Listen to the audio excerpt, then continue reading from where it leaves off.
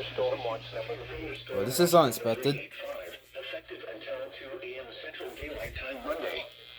This watch includes the following counties in Mississippi: Issaquah, Leake, Madison, and Yazoo.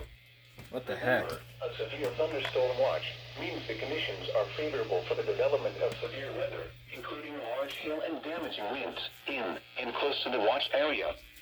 While severe weather may not be imminent, persons should remain alert for rapidly changing weather conditions and listen for later statements and possible warnings. Stay tuned to NOAA weather radio, commercial radio and television outlets, or internet sources for the latest severe weather information.